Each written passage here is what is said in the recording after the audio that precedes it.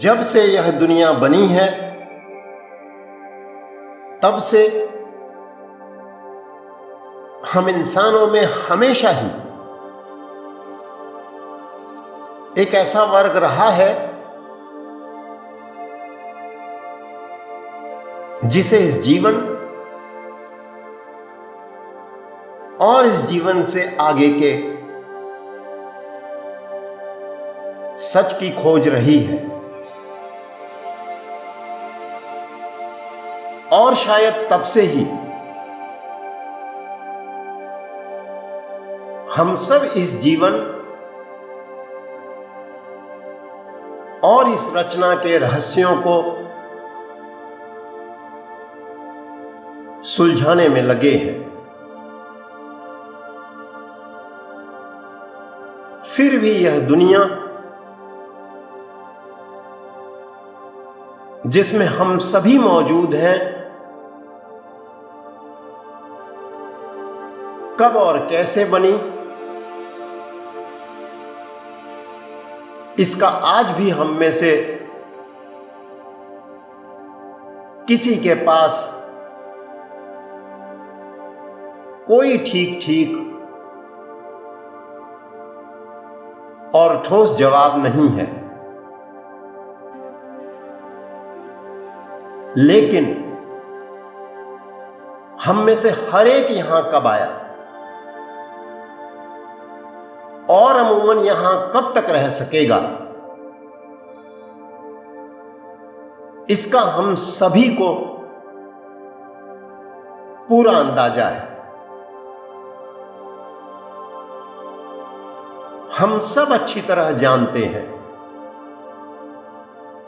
कि यह दुनिया जिसे हम में से हर एक अपना घर समझ लेने की गलती कर बैठा है, वह सिर्फ चंद दिनों का बसेरा है। हम में से हर किसी को पता है कि 60-70 या फिर ज्यादा से ज्यादा 80-85 साल की उम्र के बाद हम सबको इसे छोड़ जाना है।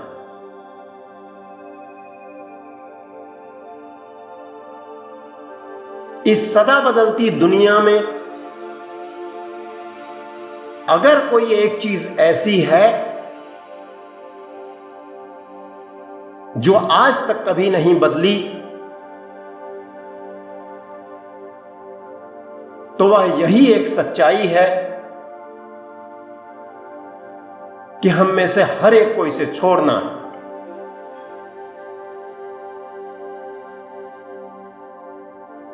फिर भी इस सच्चाई को अच्छी तरह जानते और समझते हुए भी हम में से हर एक इसे अपना घर मान लेने की भूल कर बैठता है।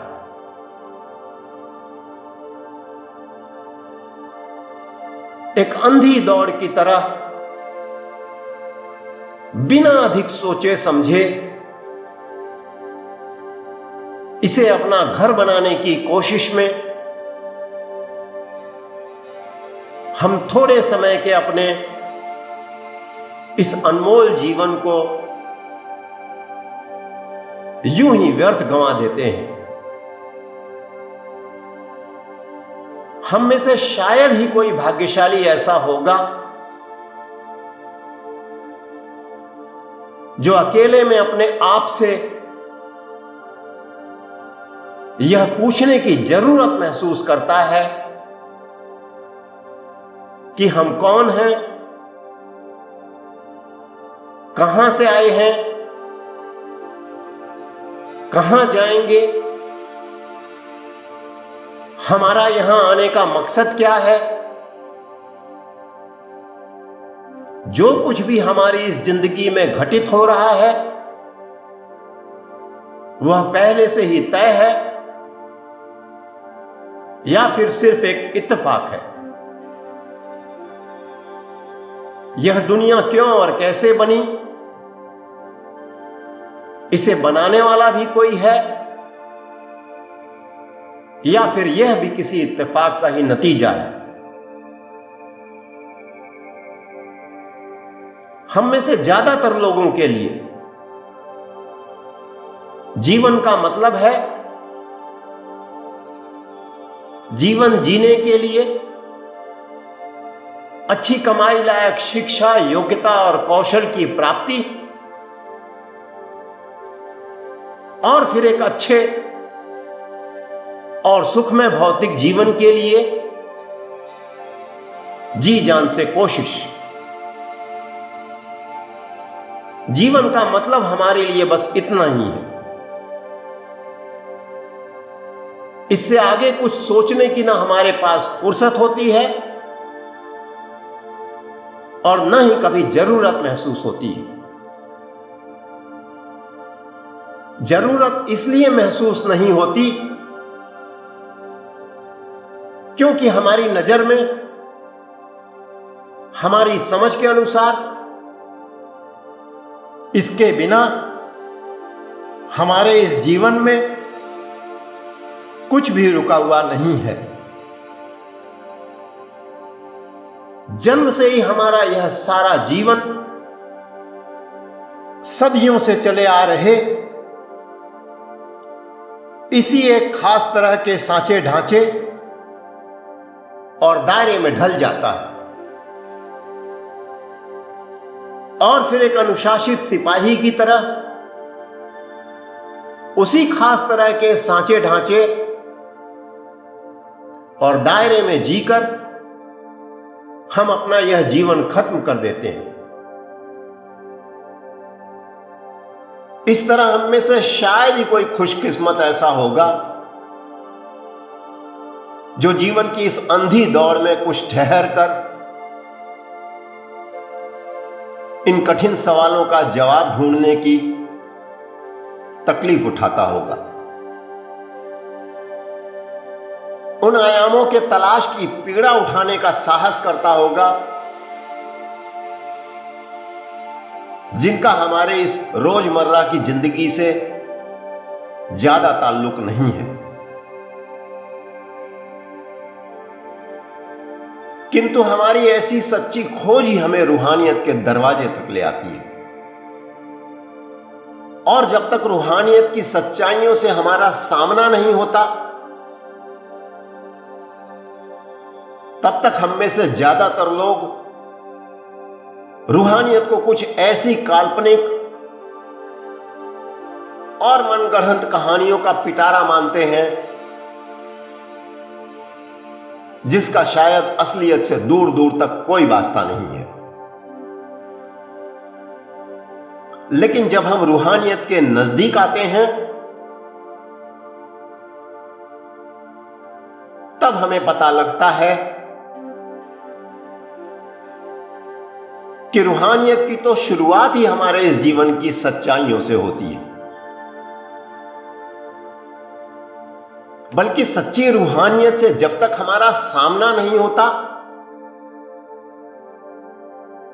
तब तक हम अपने इस जीवन की बहुत सी ऐसी सच्चाइयां, बहुत से ऐसे आयाम जिनसे हम रोज होकर गुजरते हैं, जिन्हें जानने के लिए हमें किसी पुस्तक, किसी प्रमाण और प्रवचन की जरूरत नहीं है, उन्हें भी हम भूले हुए हैं। आज तक उनकी भी हमने कभी बहुत ज्यादा परवाह नहीं की, उन पर भी कभी ध्यान नहीं दिया। सबसे पहली सच्चाई जिससे रूहानियत हमारा परिचय कराती है, वह यह है कि यह संसार जिसे हम अपना घर समझ लेने की भूल कर बैठे हैं, वह हमारा सिर्फ कुछ ही दिनों का पड़ाव है। थोड़े समय का रैन बसेरा है।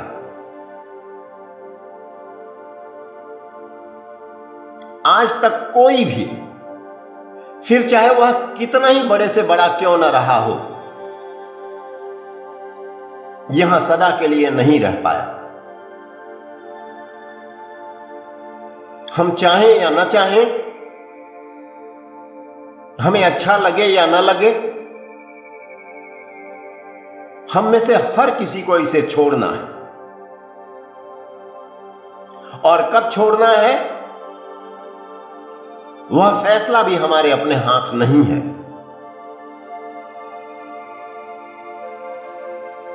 मौत जरा सा भी रहम नहीं करती।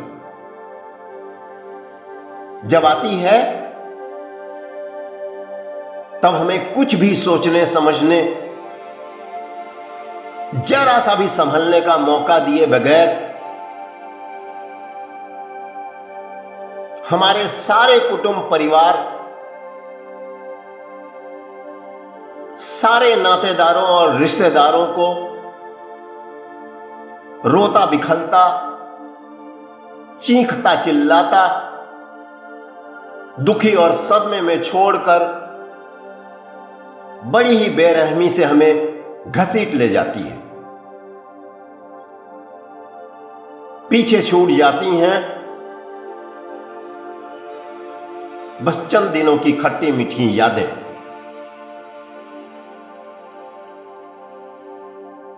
बहुत जल्दी ही हम उसी घर परिवार की किसी एक दीवार पर तस्वीरों में लटक कर रह जाते हैं, जिसके लिए अभी कुछ दिन पहले तक अपने थोड़े समय का यह अनमोल जीवन हम यूं ही व्यर्थ गंवा आए थे।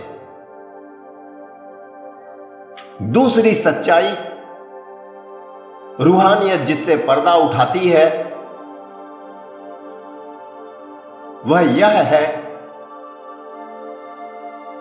कि इस दुनिया को छोड़ने के साथ ही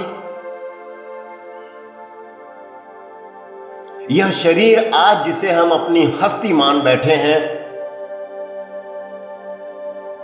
उसे भी नष्ट हो जाना है।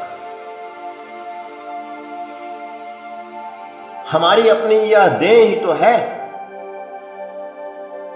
जिसके जरिए हमारा अपनी आज की इस दुनिया से रिश्ता बना हुआ है। हमारा अपना यह शरीर ही तो है जिसके जरिए हमारा इस दुनिया के लोगों और उसके सामानों के साथ मिलना बरतना है। हमारी अपनी यह देह ही तो है जिससे हमारा वजूद और हमारी पहचान कायम है, जिसके जरिए हमें जाना और पहचाना जाता है। लेकिन मौत के साथ ही हमारा अपना शरीर भी हमारा साथ छोड़ देता है। मौत के बाद अपने इस शरीर को भी हमें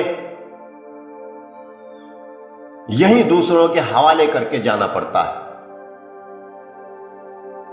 और फिर वे ही इसका इंतजाम करते हैं। तो अंत में हमारा अपना यह शरीर भी हमारा साथ नहीं देता।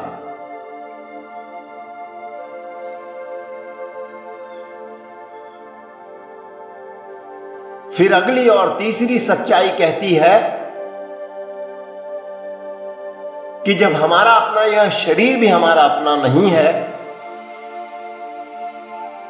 वह भी किराए का मकान है, तो फिर इस शरीर में रहकर और इसके जरिए इकट्ठी की गई सारी धन दौलत,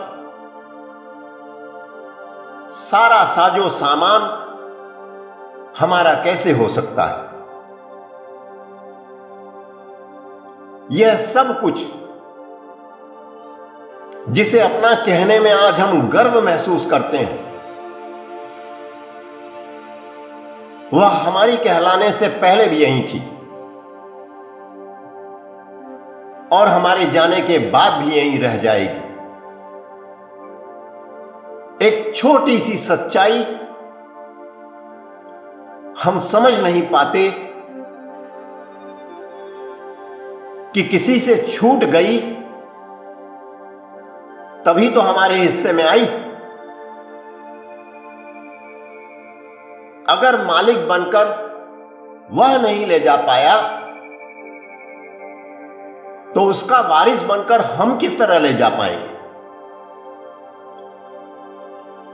अपनी यह देन जिससे हमारी हस्ती कायम है, वह तो हम ले जा नहीं पाते।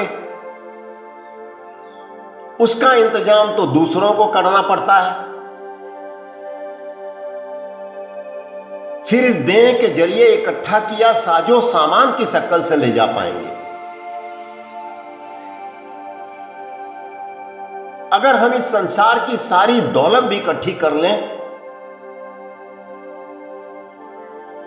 अगर हम इस दुनिया का एक छत्र राज भी हासिल कर लें, तो भी जब तक मौत आखिरी सच है, तब तक यह सब किस काम का?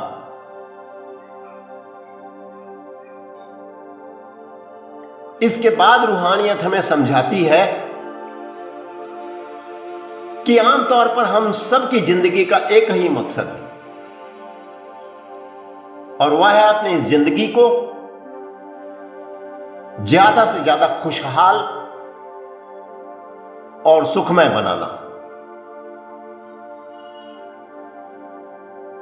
लेकिन क्या हम में से कोई भी कभी अपने इस जीवन को ऐसा बनाने में कामयाब हो सकता है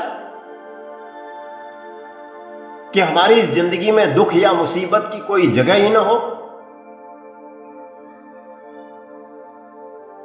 क्या हम में से कोई भी कभी यह दावा कर सकता है कि उसे कभी कोई चोट नहीं लगेगी, कभी कोई बीमारी नहीं आएगी, कभी उसकी नौकरी नहीं छूटेगी, वह कभी बेकार और बेरोजगार नहीं होगा, या उसके कारोबार में कभी कोई नुकसान नहीं होने पाएगा?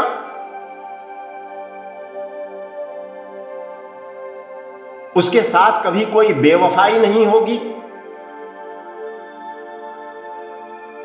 कभी कोई धोखा नहीं होगा, उसके ऊपर कभी कोई इल्जाम नहीं लगेगा, उसके साथ कभी कोई अनहोनी नहीं घटेगी। हम चाहे कुछ भी क्यों न कर लें, लेकिन ऐसा दावा हम में से कोई नहीं कर सकता। यह सब कुछ हमारी जिंदगी का हिस्सा है। हम सब जानते हैं कि हम अपने इस जीवन में कितनी जी तोड़ मेहनत करते हैं, रात और दिन एक कर देते हैं, तब जाकर सुख के कुछ चंद साधन इकट्ठे करने में कामयाब हो पाते हैं। लेकिन दुख, वह तो बिना किसी कोशिश के, बिना चाहे, बिना बुलाए, बिना कुछ बोले, बिना कुछ बताए, दबे पांव चुपचाप अचानक एकाएक बिन बुलाए मेहमान की तरह अपने आप ही आ धमकता है।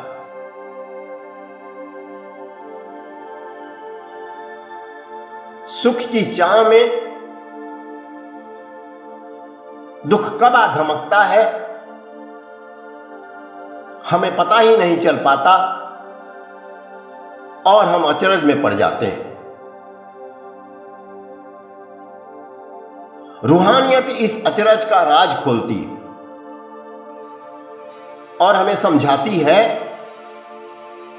कि यह संसार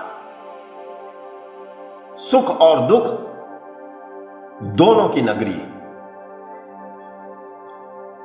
हर सुख के साथ दुख अपने आप ही चला आता है। सही रास्ते से हासिल किए गए सुख की कीमत के रूप में और गलत रास्ते से इकट्ठे किए गए सुख की सजा के रूप में।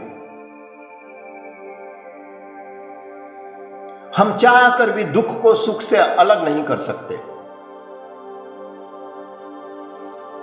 दुख तो असल में सुख की परछाई है। जहां सुख है वहां दुख उसके पीछे खड़ा ही है। इस तरह अपने जिस जीवन की शुरुआत हम सुखों का अंबार लगा देने के दावे से करते हैं, उसी जीवन के आखिरी पड़ाव पर धीरे धीरे हम महसूस करने लगते हैं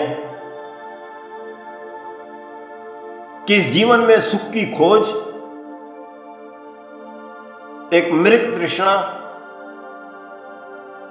एक छलावे से ज्यादा और कुछ भी नहीं थी। सच तो यह है कि अगर चाहा हुआ सब कुछ हासिल भी हो जाए तो अंत में हासिल हुए उस सब कुछ के हाथ से निकल जाने का डर दुख का कारण बन जाता है और हम सारे सुखों के ढेर पर बैठकर भी चैन से उनका उपभोग नहीं कर पाते। दरअसल सुख वह बेवफा दोस्त है जिसे अपने जीवन का हिस्सा बनाए रखने के लिए लगातार युद्ध लड़ते रहना पड़ता है, निरंतर संघर्ष करते रहना पड़ता है। और दुख वह खतरनाक दुश्मन है जो मौके की तलाश में हमेशा हमारे चारों ओर मंडराता रहता है और जरा सा मौका मिलते ही हमारे जीवन के दरवाजे पर अचानक कब दस्तक दे बैठता है पता ही नहीं चल पाता। हम चाहे जितनी कोशिश कर लें, यह दुनिया कभी भी सुखों की नगरी नहीं बन सकती। अगर बन सकती तो अब तक बन जानी चाहिए थी। इसका पहला कारण है इस रचना का स्वभाव से नश्वर और क्षणभंगुर होना। जिन मूलभूत पदार्थों से यह दुनिया बनी है वह सब नाशवान, समय के साथ विनष्ट हो जाते हैं। इस तरह यहां कुछ भी स्थायी नहीं है। दूसरा कारण है हम इंसानों का स्वभाव से काम, क्रोध, लोभ, मोह, ईर्ष्या, द्वेष, अहंकार, स्वार्थ, मतलब और छल कपट युक्त होना। अगर हम ऐसा न भी बनना चाहें तो भी हम भीतर से कमजोर इतने हैं कि परिस्थितियों के जरा सा दबाव पड़ते ही अपने उसूलों से टूट और बिखर जाते हैं। हम इंसान होकर चाहे दावे कितने ही बड़े बड़े क्यों न कर लें, लेकिन हमें इंसानों से अलग किसी बाहरी दुश्मन की जरूरत नहीं है। हम खुद ही एक दूसरे के सबसे बड़े शत्रु हैं। बस जरा सा स्वार्थ और अहंकार के टकराव की जरूरत है। तीसरा बड़ा कारण है, अगर मतलब ना हो तो कुछ अच्छा करने में हम बेहद स्वार्थी और संकोची, लेकिन बुरा करने में उससे कई गुना अधिक निडर और निर्लज्ज हो जाते हैं। हमें किसी का डर नहीं है। जो जितना रसूखवान है, जितना ताकतवर है, जितना शक्तिशाली है, वह उतना ही निर्भीक, निडर और निर्लज्ज है। चौथा कारण है आपदाओं, विपदाओं और अनहोनियों का घटित होना। इंसान चाहे जो कर ले, लेकिन प्रकृति पर पूरा नियंत्रण कभी नहीं प्राप्त कर सकता। प्रकृति के साथ यह आंख मिचौली सदियों से चलती आ रही है और हमेशा चलती रहेगी। अनहोनियों का रूप बदल जाएगा, बदलता रहेगा, लेकिन अनहोनियां हम सबके व्यक्तिगत जीवन में और सामूहिक रूप से हमारे सामाजिक जीवन में सदा ही घटती रहेंगी। कभी बाढ़ के रूप में, तो कभी सूखे के रूप में, कभी भूकंप, आंधी और तूफान के रूप में, तो कभी किसी महामारी के रूप में। इस तरह हम चाहे जितनी कोशिश कर लें, यह दुनिया कभी भी सुखों की नगरी नहीं बन सकती। हमारे जीवन का अगला पांचवां सच जो रूहानियत हमारे सामने रखती है, वह यह है कि यह दुनिया जहां हम सब रह रहे हैं, यह दरअसल कुदरत का बनाया एक बहुत बड़ा जेलखाना है। इस दुनिया के जेलखाने होने का यह ख्याल हमारे लिए नया हो सकता है और शुरू में इस ख्याल को समझने और मानने में हमें कठिनाई हो सकती है, लेकिन जैसे जैसे खुले दिमाग से हम इस सच्चाई पर विचार करते जाएंगे, जैसे जैसे जेलखाना कहते किसे हैं, इस सच्चाई को हम समझते चले जाएंगे, जैसे जैसे हम दुनिया के जेलखाने होने की सच्चाई की अपने खुद के बनाए हुए जेलखानों से तुलना करते जाएंगे, हम पाएंगे कि हमारी इस दुनिया के भी एक जेलखाना होने की सच्चाई और हमारे अपने बनाए जेलखाने में कोई खास अंतर नहीं है। जेलखाना वह जगह है जिसका बाहर की दुनिया और उसके लोगों से किसी भी तरह का कोई संपर्क या ताल्लुक नहीं होता, जहां आप ना अपनी मर्जी से जा सकते हैं और ना ही जहां से आप अपनी मर्जी से निकल सकते हैं। आप विचार करें, क्या हम में से कोई भी अपनी इस दुनिया से बाहर निकलकर कहीं और जा सकता है? क्या हमें अपनी इस दुनिया के अलावा और किसी दुनिया के होने या न होने का कुछ पता है? हमें तो यह भी पता नहीं कि हम अपने इस जेलखाने में आते कहां से हैं और इसे छोड़ जाते समय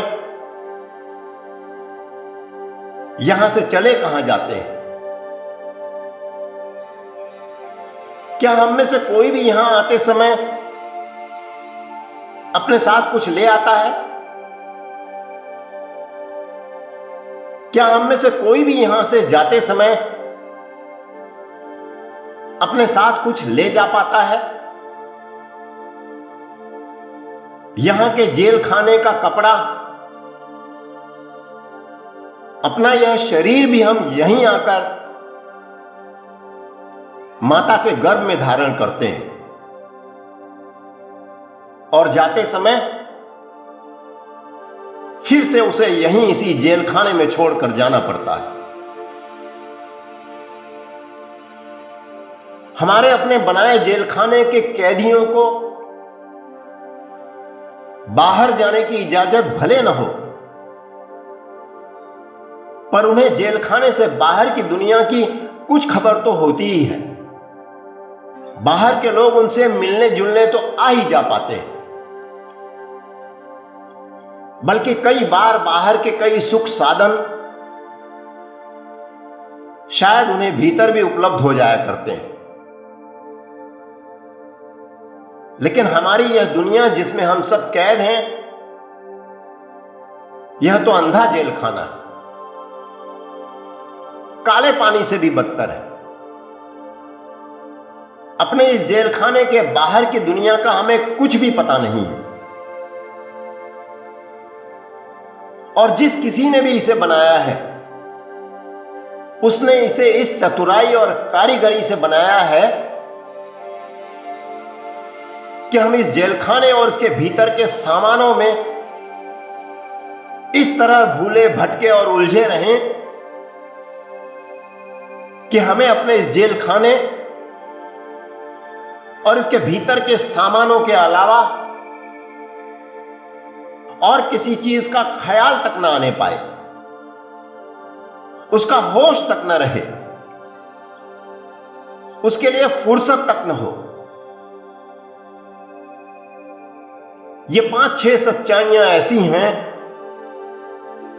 जिन्हें जानने, समझने और मानने के लिए हमें किसी प्रमाण की जरूरत नहीं है। ये तो ऐसी स्वयं सिद्ध सच्चाइयां हैं जिनसे हम सभी हर पल गुजर रहे हैं। बस हमने इनकी ओर अपनी पीठ दे रखी है, या तो हमारे पास इनके लिए फुर्सत नहीं है, या फिर हम इन सच्चाइयों का सामना नहीं करना चाहते। ये सच्चाइयां हमें अपने सभी धर्मों के धर्म ग्रंथों में मिल जाएंगी, लेकिन क्या इन सच्चाइयों को जानने के लिए हमें सच में किसी धर्म ग्रंथ को पढ़ने की जरूरत है? इन सच्चाइयों को जानने के लिए तो हमारा अपना जीवन ही जीता जागता सबसे बड़ा धर्म ग्रंथ है। जरूरत है तो बस बंद आंखें खोलने की।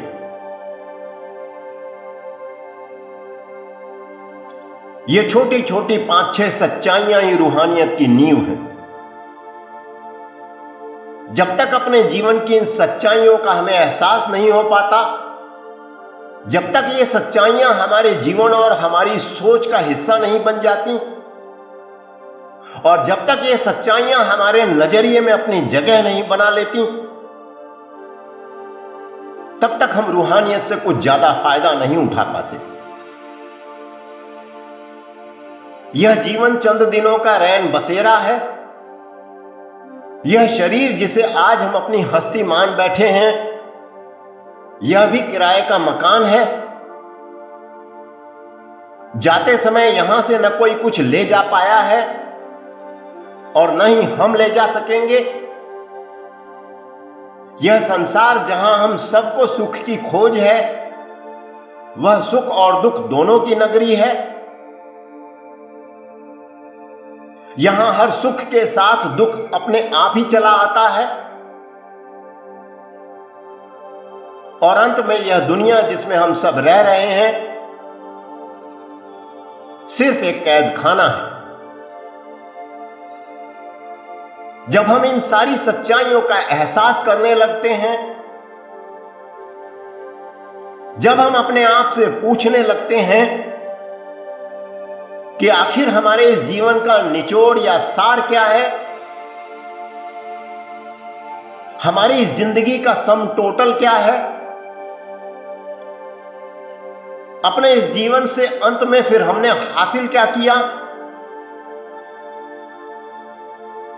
हमारे इस जीवन का फिर मकसद क्या था।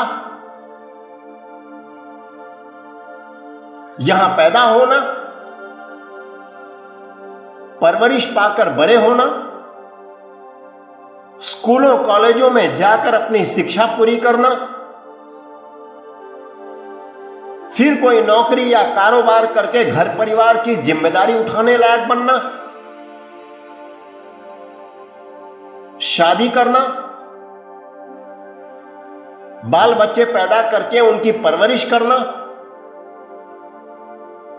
फिर उन्हें बड़ा करके अपने पैरों पर खड़ा होने योग्य बनाने के साथ साथ अपने बूढ़े माता पिता की सेवा और देखभाल करना, और फिर अंत में धीरे धीरे खुद उसी बुढ़ापे में पहुंचकर अपने उन्हीं बच्चों पर निर्भर होकर जिनकी कभी हमने परवरिश की थी, अपनी मौत का इंतजार करना। तो फिर अंत में हमने हासिल क्या किया? जिस संसार में हम पैदा हुए, अपने इस अनमोल जीवन को उसी संसार के लिए जीकर हमने खत्म कर दिया, जो हमारा कभी था ही नहीं। जब हमें अपने जीवन जीने के इस मौजूदा तौर तरीकों की निष्फलता, निरर्थकता और असारता की समझ आ जाती है, जब हमारा विवेक जागृत हो जाता है, तब हम किसी ऊंचे और महान उद्देश्य की तलाश में रूहानियत का रुख करते हैं। इसी उच्चतर और महान उद्देश्य की शुरुआत करते हुए रूहानियत हमें समझाती है कि हम अपनी इस दुनिया को जिसमें हम रह रहे हैं, अगर गौर से देखें तो इस दुनिया की बनावट में दिखाई देने वाला अद्भुत कौशल, कल्पना से परे तकनीकी ज्ञान हमें बार बार यह सोचने पर मजबूर कर देता है कि ऐसी अनोखी और अनूठी रचना अपने आप नहीं बन सकती। जिस नायाब कारीगरी, जिस गजब की दूरदृष्टि, जिस चमत्कारिक पूर्वानुमान, जिस बेमिसाल परियोजना और जिस विलक्षण महारत की छाप इस रचना के कण कण, जर्रे जर्रे और इसके हर पहलू में दिखाई देती है, उन्हें देखकर शायद ही कोई यह मानने को तैयार हो सकेगा कि ऐसी अद्भुत रचना, ऐसा चमत्कार बिना किसी अव्वल दर्जे के दिमाग के, बिना किसी मास्टरमाइंड के बनाए हुए खाके और डिजाइन के अपने आप बन सकती। अगर आप किसी से कहें कि कोई मोटर कार या कोई हवाई जहाज या फिर कोई कंप्यूटर या मोबाइल फोन अचानक अपने आप सिर्फ बिजली कड़कने भर से बन गया या फिर सीधे आसमान से टपक पड़ा, तो क्या कोई मानेगा? हम सब जानते हैं कि मोटर कार या फिर एक हवाई जहाज या एक कंप्यूटर के निर्माण के पीछे पूरा का पूरा विज्ञान है। और जिस विज्ञान के सहारे हम मोटर कार, हवाई जहाज या कंप्यूटर बनाने में कामयाब हो पाए हैं, उन वैज्ञानिक तथ्यों की जानकारी हमने कोई 1 या 2 दिन में हासिल नहीं की है। बरसों की तपस्या और लगातार किए गए प्रयोगों से हम उस मुकाम तक पहुंच पाए हैं जहां हम मोटर कार, हवाई जहाज या कंप्यूटर बनाने में कामयाब हो सके हैं। पहले पूरे के पूरे मोटर कार, हवाई जहाज या कंप्यूटर के हर छोटे बड़े कलपुर्जे की पूरी डिजाइन हमने कागजों पर बनाकर बार बार उन्हें जांचा और परखा और उनकी त्रुटियों और कमियों को दूर किया। फिर उन डिजाइनों को हकीकत में बदलकर कितने ही सफल असफल प्रयोगों और परीक्षणों से होते हुए हम उस मुकाम पर पहुंचे जहां फिर सच में हम उनका इस्तेमाल करने लायक उन्हें बना पाए। अब जरा हम अपनी इस इंसानी देह और साथ ही दूसरे जानवरों और जीव जंतुओं की रचना पर गौर करें। फिर अपने आप से पूछें कि क्या हम सबकी देह की डिजाइन किसी मोटर कार, हवाई जहाज या कंप्यूटर की डिजाइन से कम पेचीदा है?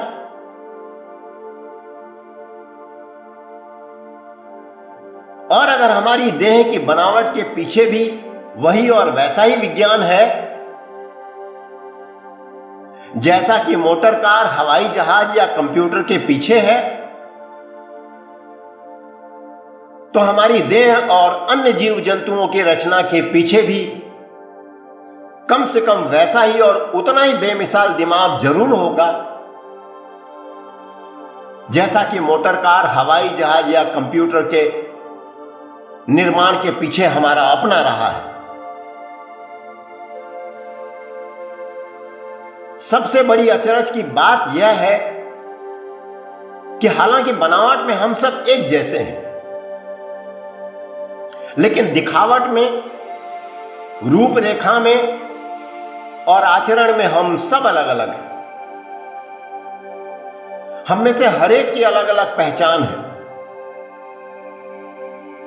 हम में से हर एक पूरी तरह एक जैसा होकर भी बिल्कुल अलग अलग है। फिर हमारी अपनी देह ही क्यों? क्या इस पूरी की पूरी दुनिया के निर्माण के पीछे भी वैसा ही विज्ञान और वैसा ही आला दर्जे का दिमाग नहीं दिखाई देता? तो अगर हम गौर से देखें और समझें तो यह जानना और समझना मुश्किल नहीं है कि जिस दुनिया में हम रह रहे हैं यह और ऐसी कोई भी दुनिया अपने आप नहीं बन सकती। आज अभी हमारी नजर सिर्फ इस रचना पर है और यही कारण है कि हम इस दुविधा में फंसे पड़े हैं कि क्या सच में इसको बनाने वाला कोई हो सकता है। लेकिन जिस दिन इस रचना को इस सवाल के साथ देखने की कोशिश करने लगेंगे कि क्या ऐसी अद्भुत रचना बिना किसी बेमिसाल दिमाग के बन सकती है, तो इसका जवाब पाना आसान हो जाएगा। लेकिन दुर्भाग्य यह है कि कोई भी रचना चाहे कितनी ही जटिल और उन्नत क्यों न हो, पर जैसे ही वह हमारी रोजमर्रा की जिंदगी का हिस्सा बन गई, वह एक उपेक्षित, महत्वहीन, साधारण सी वस्तु बन जाती है।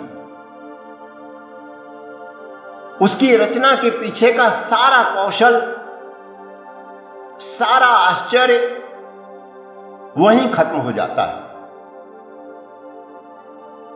वह सिर्फ इस्तेमाल की वस्तु बन जाती है, आश्चर्य और कौशल की नहीं। अगर यह मोटर कार, हवाई जहाज, कंप्यूटर या मोबाइल फोन के साथ हो सकता है तो इंसानी देह के साथ भी हो सकता है। अंतरिक्ष के आदि अंत का आज भी कुछ पता नहीं, पर चूंकि खोज खोज कर थक गए, इसलिए सिर्फ उसके लक्षणों भर को देखकर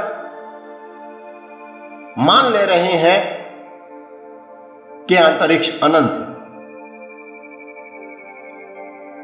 लेकिन इस इंसानी देह का रोज पोस्टमार्टम कर रहे हैं। पोस्टमार्टम करते हुए रचना की रचनाकार के अद्भुत कौशल का चमत्कार रोज देख रहे हैं। पर फिर भी अगर हम प्रमाण ढूंढ रहे हैं कि अगर इस दुनिया को बनाने वाला कोई है तो पहले वह खुद को साबित करे तभी मानेंगे, तो इसके पीछे भी कोई वजह है। इस वजह को समझाते हुए रूहानियत हमें बताती है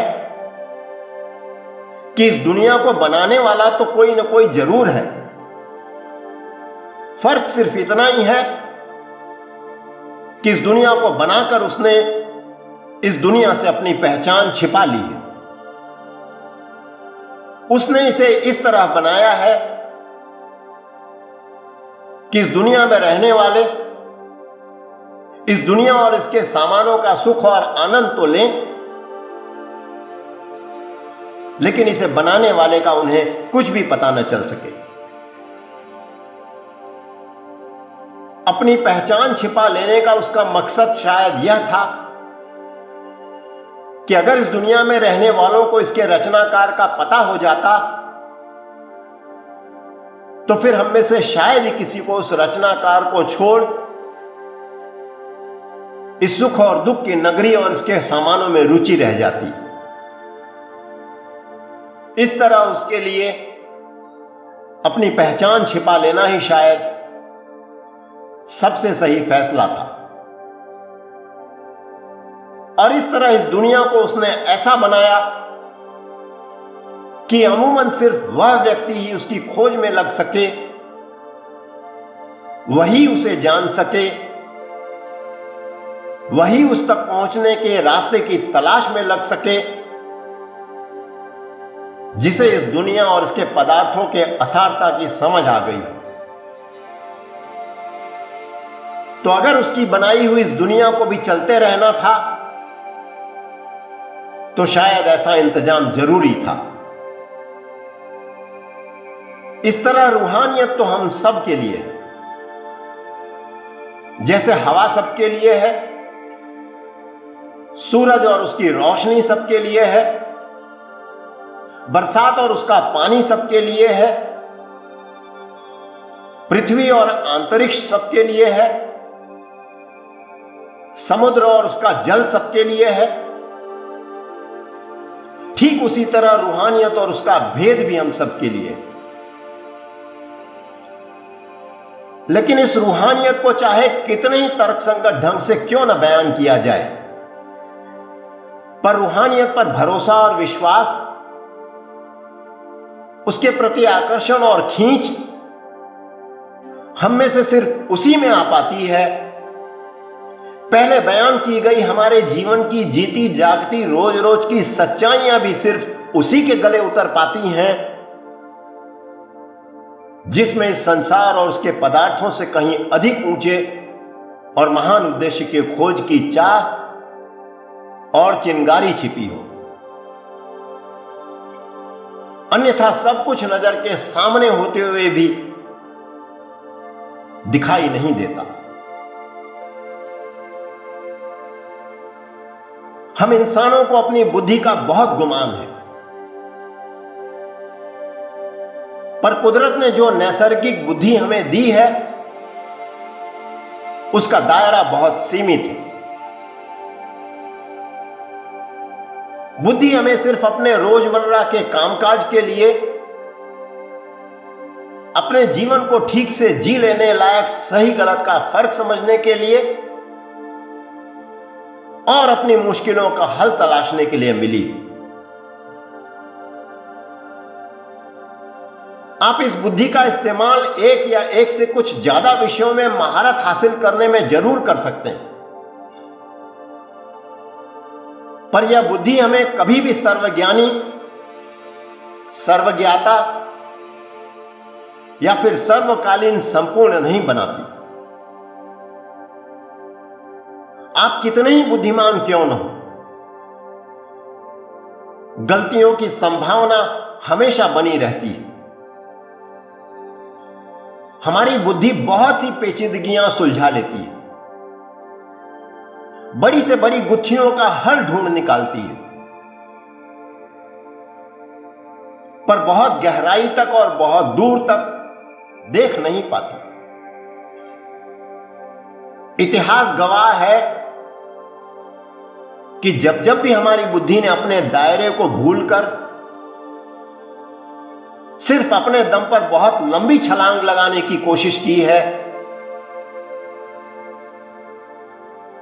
तब तब उसने अपने खुद के लिए और अपनी भावी पीढ़ियों के लिए मुसीबतों का पहाड़ ही खड़ा किया है। हमारे घरों में बिजली के ऐसे बहुत से सामान हैं जिनका बरसों से हम रोज इस्तेमाल करते आ रहे हैं, पर उनके भीतरी हिस्से के बारे में हमें बहुत ही कम जानकारी होती है। कभी उनको जानने समझने की कोशिश करते हैं तब पता चलता है कि जितनी आसानी से हम उनका इस्तेमाल कर लेते हैं, वो बनते उतनी आसानी से नहीं है। ठीक ऐसा ही हाल हमारे शरीर का है। इतनी बेमिसाल और आला दर्जे की कारीगरी से इसे बनाया गया है, लेकिन क्या कभी सच में इसकी जटिलता और इसकी कॉम्प्लेक्सिटी की ओर हमारा ध्यान गया है? क्या इसकी समझ हमें कभी आ पाई है? अगर नहीं, तो हमें अपनी अक्ल की काबिलियत पर नए सिरे से विचार करने की जरूरत है। ज्यादातर मामलों में हमारी इस तथाकथित महान बुद्धि को ठीक ठीक कुछ भी पता नहीं होता। बस आधे अधूरे तर्कों और अनुमानों से काम चलाती रहती है, जिसमें भूल की संभावना हमेशा बनी रहती है। और हमारी यह महान बुद्धि अनुमान पर आधारित इस कच्चे ज्ञान के सहारे इस सब कुछ जान लेने का दावा करने लगती है। इस आधे अधूरे कच्चे और उथले ज्ञान पर इतराने लगती है और परम ज्ञानी बन जाती है। फिर कभी गलत साबित हो जाने पर बड़े बड़े भारी भरकम खोखले तर्कों के सहारे अपने झूठे ज्ञान को ढकने में लग जाती है। धीरे धीरे अंदर से अपने इस झूठे ज्ञान के खोखलेपन का एहसास जरूर होने लग जाता है, पर अपने ही मकड़ जाल में फंसी यह बुद्धि, जिसने बरसों से अपने जिस ज्ञान को सच्चा मानकर सीने से लगाए रखा होता है, एकाएक अचानक उससे छुटकारा पा लेने में कठिनाई महसूस करने लगती। अपने इस ज्ञान के खोखलेपन का एहसास हो जाने के बाद भी बरसों लग जाते हैं यह मानने में कि अब तक जिसे यह सच मानती थी वह झूठ था। तो इस बुद्धि की मुसीबत दोहरी।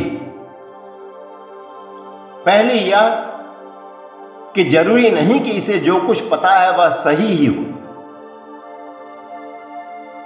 दूसरी यह कि अगर इसे पता भी लग जाए कि इसे जो कुछ पता है वह सही नहीं है, तो भी उससे छुटकारा पा लेना आसान नहीं होता। लेकिन असली भ्रम तो तब टूटता है, असली होश तो तब आता है जब जीवन के किसी मोड़ पर इस महान बुद्धि का गणित बार बार गलत साबित होने लग जाता है, और तब हमें इसकी तुच्छता और दरिद्रता का एहसास होना शुरू होता है। तब पता चलता है कि इसकी हैसियत तो अंधे की लाठी से ज्यादा और कुछ भी नहीं थी। यह तो सिर्फ दुनिया का आम कारोबार करने के लिए मिली थी, और दुर्भाग्यवश हम इसका इस्तेमाल सृष्टि का मालिक बनने में करने लग गए। रूहानियत का जो हिस्सा हमने अभी अभी समझने की कोशिश की है, वह उसकी उन मूलभूत शिक्षाओं का अंग है जो इस जीवन की जीती जागती सच्चाइयों पर आधारित। ये सच्चाइयां हमारी नजर के सामने हैं और स्वयं सिद्ध हैं। अगर आंखें खुली हैं तो इन्हें जानने के लिए हमें किसी प्रमाण की जरूरत नहीं है। किंतु रूहानियत का अगला हिस्सा अनुभव आधारित है, निजी अनुभव का है। साइंस के थियरी और प्रैक्टिकल जैसा है। रूहानियत के इस अनुभव आधारित हिस्से की हम अपनी इस दुनिया के उन तमाम वैज्ञानिक तथ्यों से तुलना कर सकते हैं जिन्हें पहले हम क्लासरूम में बैठकर समझने की कोशिश करते हैं, और क्लासरूम में एक बार इन सिद्धांतों को अच्छी तरह समझ लेने के बाद फिर इन्हीं सिद्धांतों को हम लेबोरेटरीज में प्रैक्टिकल के जरिए खुद ब खुद सिद्ध करके देखते हैं। लेकिन इस दुनिया के अपने तजुर्बों से हम सभी जानते हैं कि जब तक इन सिद्धांतों को हम खुद प्रयोगशाला में अनुभव के द्वारा परख नहीं लेते, तब तक अपनी बौद्धिक समझ, अपनी नैसर्गिक सूझबूझ और क्लासरूम के थियोरेटिकल ज्ञान पर निर्भर रहते हुए हमें इन सिद्धांतों पर शुरुआती भरोसा और विश्वास रखकर ही चलना पड़ता है। फिर जैसे जैसे इन सिद्धांतों की सच्चाइयों को हम प्रैक्टिकल अनुभव के द्वारा परखते चले जाते हैं, यही सिद्धांत हमारे लिए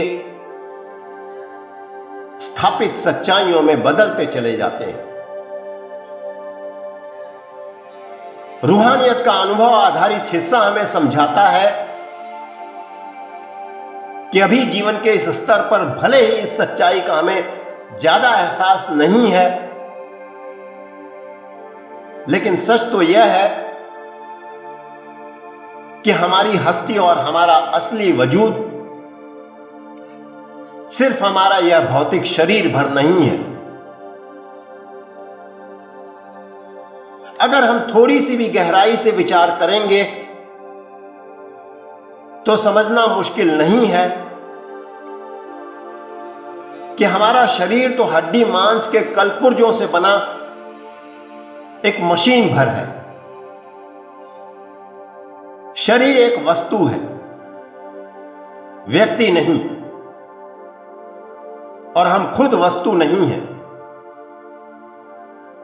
वस्तु सजीव और जागृत हो ही नहीं सकती। सजगता के इस निचले स्तर पर व्यक्ति वस्तु रूप हुआ पड़ा है, और इसलिए दोनों में कोई अंतर नहीं दिखाई पड़ता। और जब तक व्यक्ति को वस्तु से अलग करने की कला हम खुद नहीं सीख जाते, तब तक कोई लाख उपदेश क्यों न करे, हजारों तर्क क्यों न दे, भरोसा आ पाना कठिन है। और जब हम व्यक्ति को वस्तु से अलग करने की कला सीख जाते हैं, तब हम जान पाते हैं कि हम वस्तु नहीं, हम शरीर नहीं, हम व्यक्ति हैं। यह शरीर निर्जीव है और हम सजीव हैं। इस भौतिक और बाहरी देह से अलग हमारी जो हस्ती है, उसे आत्मा या रूह कहते हैं, जो अजर, अमर और अविनाशी है, जो खुद असल में न पैदा होती है और न मरती है। बस जिस तरह हम अपने इस देह पर कपड़े बदलते हैं, ठीक इसी तरह हमारी यह आत्मा भी सिर्फ देह बदलती है। फिर रूहानियत हमें समझाती है कि हमारी यह आत्मा उस रचनाकार परमपिता परमात्मा की अंश है। हम सभी उस परमात्मा रूपी विशाल समुद्र की बूंदें हैं, जिसकी हम पहले चर्चा कराए। और हमारी यह आत्मा उस परमात्मा से बिछड़कर, उससे अलग होकर इस दुनिया के जेल खाने में फंसी, आवागमन, जन्म मरण और सुख दुख के कुचक्र में उलझ गई। जिस तरह यह दुनिया हमारे शरीर का जेल खाना है, ठीक उसी तरह बार बार पशु पक्षियों, कीट पतंगों, पेड़ पौधों की योनियों तथा इंसानी जामे में जन्म लेना और स्वर्गों और नरकों का भटकाव हमारी आत्मा का जेल खाना है। इस देह में रहकर जो भी कर्म हम करते हैं, उन सारे कर्मों का फल अलग अलग शरीरों में जन्म लेकर हमारी आत्मा को भोगना पड़ता है। वे कर्म फिर चाहे अच्छे हैं या बुरे, अच्छे कर्मों का अच्छा फल मिलता है, बुरे का बुरा, लेकिन कर्मों का फल तो भोगना ही होता है।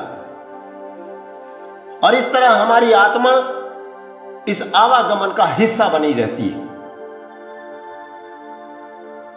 इस आवागमन और जन्म मरण के कुचक्र से छूटने का सिर्फ एक ही उपाय है कि यह वापस जाकर उस परमपिता परमात्मा में समा जाए, जिसकी यह अंश है और शुरुआत में जहां से अलग हुई है। अब सवाल उठता है कि वह परमपिता परमात्मा, हमारी आत्मा जिसकी अंश है, वह है कौन? वह है कहां? और हमें मिल कैसे सकता है? हमारी यह आत्मा वापस जाकर किस तरह उसमें समा सकती है? रूहानियत इसका जवाब देते हुए समझाती है कि वह परमात्मा सारी दुनिया, जिसे मंदिरों, मस्जिदों, गुरुद्वारों और गिरजाघरों में, दुनिया के तमाम धर्म स्थानों, तीर्थ स्थलों, जंगलों और पहाड़ों पर ढूंढ ढूंढ कर थक गई,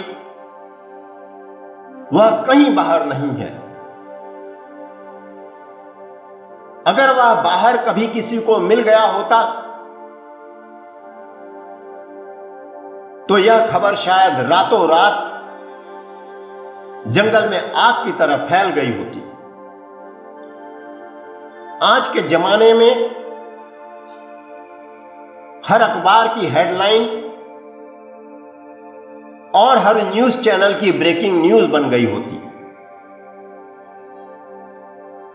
और फिर चारों ओर सोशल मीडिया के हर प्लेटफॉर्म पर सिर्फ और सिर्फ उसी के प्रकट होने की गूंज सुनाई दे रही होती, लेकिन वह आज तक कभी किसी को कहीं बाहर नहीं मिला। रूहानियत समझाती है कि वह परमात्मा हमारे अपने शरीर के अंदर है, हमारी अपनी देह और हमारे अपने वजूद के भीतर मौजूद है, हमारे अपने ही मन के पर्दे के पीछे छिपा बैठा है। हमारा यह शरीर ही असली हरि मंदिर है, उस जीते जागते परमात्मा का असली निवास स्थान है। आज तक जिस किसी को वह मिला है, इस देह के भीतर ही मिला है। आगे भी जिस किसी को वह मिलेगा, इस शरीर के भीतर ही मिलेगा। चूंकि हम अपनी इस देह में रहते हुए अपनी इस देह से बाहर कहीं दूर रचना के किसी और हिस्से में जाकर उसे खोज नहीं सकते, और फिर वह जो भी और जैसा भी है बाहर की इन इंद्रियों से देखा और जाना नहीं जा सकता। वह किसी मंदिर, मस्जिद या गिरजाघर में समा नहीं सकता। इसलिए उसने अपने मिलने का रास्ता आसान बनाते हुए अपनी बनाई इस रचना को सूक्ष्म रूप से हमारी इस इंसानी देह के भीतर हमारे मन के पर्दे के पीछे रख दिया है, जहां उस रचना के सबसे ऊपरी हिस्से में वह खुद भी मौजूद है। हमारी इस इंसानी देह में कुल 10 दरवाजे हैं, 2-2 आंख, कान और नाक के, 7वां हमारा मुख, और फिर 2 नित्य क्रियाओं की इंद्रियां। इस तरह कुल 9 दरवाजे बाहरी और एक 10वां दरवाजा हमारे दोनों आंखों के बीच अंदर की तरफ है। हमारे धर्म ग्रंथ इस 10वें दरवाजे को दिव्य चक्षु, शिवनेत्र, सिंगल आई, थर्ड आई, ऐसे कई नामों से पुकारते हैं। यही वह जगह है जहां हमारे शरीर में हमारी आत्मा की बैठक है। फिर से सवाल उठता है कि अपनी इस देह के इस 10वें दरवाजे को, जिसके पीछे सारा राज और सारा खजाना छिपा है, खोजा कैसे जाए, उसमें प्रवेश कैसे किया जाए, परमात्मा से खुद को जोड़ा कैसे जाए। रूहानियत इसका जवाब देते हुए समझाती है कि उस परमपिता परमात्मा को पाने के लिए आंखों के पीछे छिपे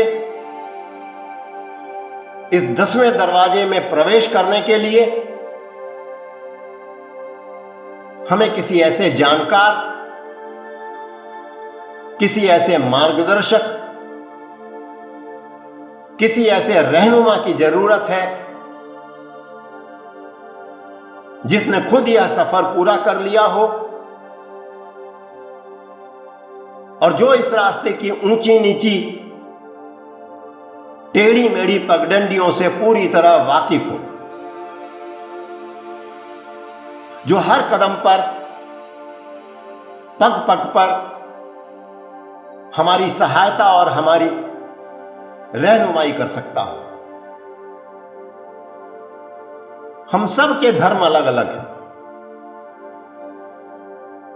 लेकिन हर धर्म की तह में छिपी रूहानियत एक ही है। जब धर्म नहीं थे रूहानियत तो तब भी थी, बल्कि सारे बड़े धर्मों की शुरुआत इस एक रूहानियत से ही हुई है। फिर धीरे धीरे समय के साथ ये धर्मों में तब्दील हो गए हैं। यह रूहानियत कोई सोच, कोई विचारधारा, कोई फिलॉसफी या फिर कोई जीवन पद्धति नहीं है, बल्कि रूहानियत तो एक जीता जागता मार्ग है, एक रास्ता है जिस पर चला जा सकता है और चलकर सब कुछ अपनी आंखों से देखा जा सकता है। जिस तरह उस परमात्मा ने इस दुनिया का सारा कामकाज करने के लिए हम सबको आंख, कान, नाक वगैरह बख्शे हैं, ठीक इसी तरह खुद को पाने और खुद तक पहुंचने के लिए इस 10वें दरवाजे या तीसरी आंख के रूप में रूहानियत का रास्ता हम सब के अंदर रखा है, जिस पर चलकर हम में से कोई भी उसे पा सकता है। इस तरह अगर रूहानियत धर्म भी है तो वह परमात्मा का धर्म है, सबके लिए। बाकी सारे धर्म हमारे अपने बनाए हुए हैं। जहां हमारे अपने बनाए धर्मों का दायरा खत्म होता है, वहां से रूहानियत की शुरुआत होती है। तो रूहानियत और धर्म में कोई झगड़ा है ही नहीं। इस बात का भी नहीं कि परमात्मा एक है या एक से ज्यादा। अगर हम अपने खुद के धर्म ग्रंथों को भी ठीक से पढ़ें और समझें तो हमें पता लगने लगता है कि वह परमात्मा जिसे हम पुकारते चाहे किसी भी नाम से हो, लेकिन हम माने या न माने, हमें अच्छा लगे या न लगे, सच तो यही है कि हम सब का वह एक ही है। लड़ाई इस बात की है ही नहीं कि वह एक है या एक से ज्यादा है। लड़ाई सिर्फ इस बात की है कि वह किसका है। कम से कम अपने नाम पर लड़ने वालों में से तो वह किसी का भी होना मंजूर नहीं कर सकता। और फिर वह किसका है, इसका फैसला किसके हाथ में? उसके या हमारे? हम ताकत के जोर से थोड़ी देर के लिए एक दूसरे से जो चाहे मनवा लें, लेकिन अगर ताकत के जोर से उसे भी जीत लेने का दावा है तो फिर हमारे लिए इस सवाल का जवाब फिर से ढूंढने की जरूरत है कि असली परमात्मा कौन है, वह या फिर हम। अगर वह सर्वशक्तिमान है तो ताकत के जोर से तो उसे नहीं जीता जा सकेगा, और न ही वह किसका है इसका फैसला भी हम कर सकेंगे। किसी सर्वशक्तिमान के दरबार में तो सिर्फ प्रार्थना की ही जगह हो सकती है, और वहां सिर्फ उसी की मर्जी चला करती है। तो परमात्मा के दरबार में और रूहानियत के रास्ते पर पहला कदम रखने से भी पहले इस सच को मानना होगा कि वह हम सब का है, साझा है, एक बराबर का है। हम और सब कुछ बांट सकते हैं पर उसे नहीं बांट सकेंगे। इस तरह हम किसी भी धर्म में रहकर उस रूहानियत से फायदा उठा सकते हैं जो उस परमात्मा को पाने का असली रास्ता है। रूहानियत से फायदा उठाने के लिए न हमें अपना धर्म बदलने की जरूरत है, न अपना मजहब बदलने की जरूरत है, न ही अपना देश और अपनी जाति छोड़ने की जरूरत है। इस रूहानियत के रास्ते पर चलने में दो शुरुआती बड़ी बाधाएं हैं जिन्हें दूर किए बिना रूहानियत के रास्ते पर चलना आसान काम नहीं है। पहली बाधा है बुद्धि की दुविधा की और दूसरी है मन के स्वाद और लोलुपता की। सच्ची रूहानियत के संपर्क में आने से पहले रूहानियत के बारे में हमारे मन में सैकड़ों सवाल, सैकड़ों शंकाएं कुशंकाएं हुआ करती हैं, जिनका तर्क संगत और संतोषजनक जवाब ढूंढकर अपनी बुद्धि को संतुष्ट कर लेना आवश्यक है, क्योंकि बुद्धि की संतुष्टि के बिना, बुद्धि की दुविधा के मिटे बिना रूहानियत की शिक्षाओं पर भरोसा और विश्वास का आ पाना बहुत मुश्किल है। और बिना शुरुआती भरोसे और विश्वास के रूहानियत ही नहीं, दुनिया के किसी भी रास्ते पर चल पाना बहुत कठिन है। हमारी सबसे पहली जरूरत है इस फैसले पर आने की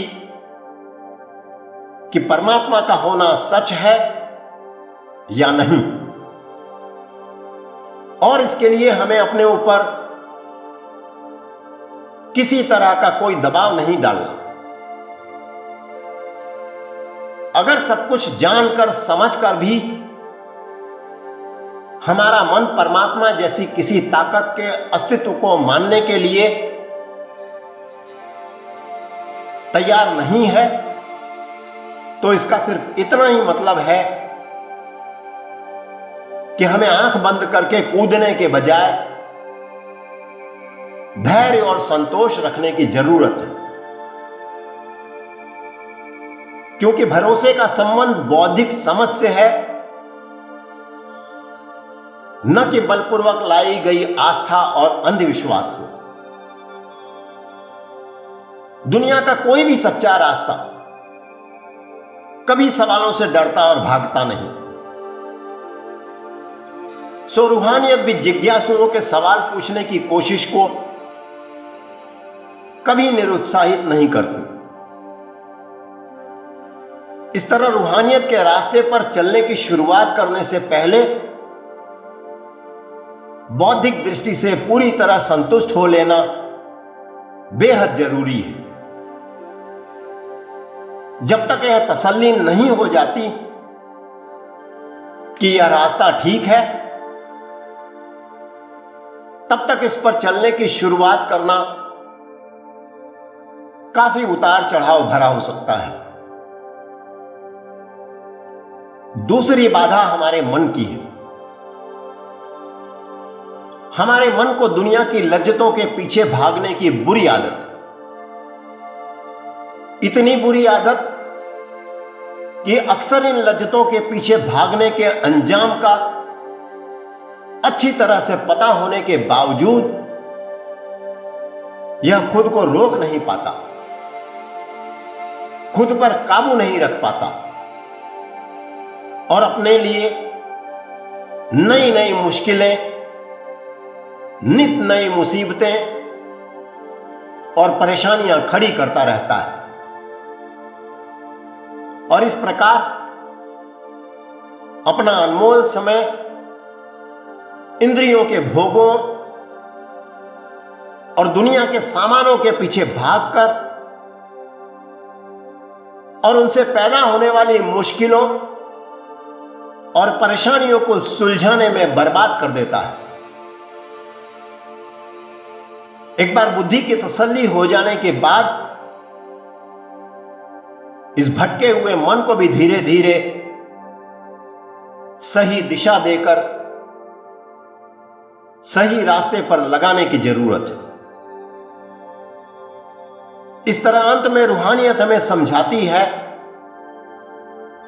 कि अगर इंद्रियों के भोगों और दुनिया और उसके सामानों के पीछे ही जीवन को यूं ही बर्बाद कर देना है तो और बात है, लेकिन अगर इस आवागमन और जन्म मरण के चक्कर से हमेशा के लिए छुटकारा पाने और उस परमपिता परमात्मा से मिलाप की हम में सच्ची चाह और सच्ची तड़प है, तो यह इंसानी जामा बहुमूल्य है, दुर्लभ है, असाधारण है, अनगिनत जन्मों के बाद मिला है और अनमोल अवसर है उस कुल मालिक से मिलाप का। धन दौलत, इज्जत आबरू, मान बढ़ाई, हाट हवेली, ऐशो आराम, इंद्रियों के सुखों का आनंद तो हम पिछले जन्मों जन्मों से लेते आ रहे हैं, जो आज तक कभी हासिल नहीं कर पाए। वह है उस कुल मालिक से मिलाप। सो यह मौका है उस कुल मालिक से मिलने का, अंधेरे से उजाले में पहुंचने का, देह के बंधनों से सदा के लिए आजाद हो जाने का। अगर इस बार यह दुर्लभ अवसर हम चूक गए तो फिर पता नहीं दोबारा कब मिले, और जब मिले तब उस मालिक का होश भी रहे या न रहे, इस जीवन के असलियत की दोबारा समझ भी आ पाए या ना आ पाए, तो हमें चाहिए कि इस बेशकीमती मौके का हम फायदा उठाएं और अपना यह जन्म सफल करें। रूहानियत के मार्ग में सफल होने के लिए एक खास तरह के दृष्टिकोण की जरूरत है। सबसे पहले तो इस सच्चाई को समझने की जरूरत है कि न यह दुनिया हमारी है और न ही इसकी जिम्मेदारी हमारी है। जिसकी है उसे इसे चलाना हमसे बेहतर आता है। दूसरे यह कि न हम यहां कुछ बना सकते हैं और न ही कुछ बिगाड़ सकते हैं, और अगर बना या बिगाड़ सकते हो तो भी नहीं बनाना और बिगाड़ना, न यह हमारा काम है और न ही इसके लिए हम यहां आए हैं। तीसरे यह कि जो कुछ भी होना है, चाहे हमारी इस जिंदगी में या फिर इस दुनिया में, वह सब कुछ पहले से ही तय है और उसमें रत्ती भर भी बदलाव नहीं हो सकता। तो जब सब कुछ पहले से ही तय है तो सिर्फ अपना कर्तव्य पूरी ईमानदारी से निभाना है, और जो कुछ भी पहले से तय है उसके होने का इंतजार करना है। जो हो जाए उसे स्वीकार करना है और उसमें खुश रहना सीखना है। इसके बाद सारी परवाह छोड़कर हम जिस काम के लिए यहां आए हैं, अपना सारा ध्यान और अपनी सारी ताकत हमें उसे पूरा करने में लगानी है। इस रचना के दलदल में हम सिर्फ इसलिए फंसे पड़े हैं क्योंकि हमारी नजर सिर्फ इसके दिखाई देने वाले आगे के हिस्से पर है, जो कि न केवल असल मालूम पड़ती है बल्कि हमारे ख्याल से बेहद खूबसूरत और मनमोहक भी है। इसका पीछे का हिस्सा जो बेहद भद्दा फूहड़ और कुरूप है और सिर्फ झूठ और फरेब है, जिसकी कोई असलियत नहीं है, वह नजर ही नहीं आता और हम अपना सारा जीवन इसके आगे के दिखाई देने वाले हिस्से में उलझे रहकर खत्म कर देते हैं। हम सब के घरों की दीवारों पर कई खूबसूरत तस्वीरें और पेंटिंग्स लटकी पड़ी हैं। इन तस्वीरों का पीछे का दीवार की तरफ वाला हिस्सा इनके आगे के हिस्से से बिल्कुल उलट है। इनमें से किसी एक तस्वीर को अगर हम कभी उल्टा टांग कर देखें तब पता लगेगा कि इन तस्वीरों की असलियत क्या है। रूहानियत की शुरुआती शिक्षा इस दुनिया की तस्वीर के पीछे की असलियत बयान करने के अलावा और कुछ भी नहीं है। अगर आपने कभी किसी फिल्म की शूटिंग देखी होगी तो आप जानते होंगे कि शूटिंग के वक्त चाहे एक आलीशान महल का सेट ही क्यों न खड़ा किया गया हो, लेकिन उस सेट के पीछे जाने से पता लगता है कि यह सारा आलीशान महल कार्डबोर्ड और सस्ते प्लाईवुड के अलावा और कुछ भी नहीं है। और शूटिंग के पूरा होते ही सेट को डिस्मेंटल करने के बाद वहां कबाड़ के अलावा और कुछ भी नहीं बचता। लेकिन जब आप किसी सिनेमा घर में बैठकर इस फिल्म का आनंद ले रहे होते हैं तब इसी आलीशान महल की चकाचौंध में खो जाते हैं। सो जब तक हम इस रचना के नजर आने वाले हिस्से की चकाचौंध में उलझे हुए हैं, हम चाहे जो कर लें इसमें से कभी नहीं निकल पाएंगे। इस तिलस्मी दुनिया से निकलने का बस एक ही रास्ता है, बस एक ही उपाय है, और वह है इसकी असलियत को समझना और उसे सदा याद रखना, सपने में भी न भूलना। जब यह होश हमारी जिंदगी का, हमारे रोम रोम का हिस्सा बन जाएगा, तब हमें रूहानियत में कामयाब होने से कोई चीज नहीं रोक पाएगी। सो इस असलियत को हमेशा याद रखना है और अपने इस जीवन के मकसद को कभी नहीं भूलना।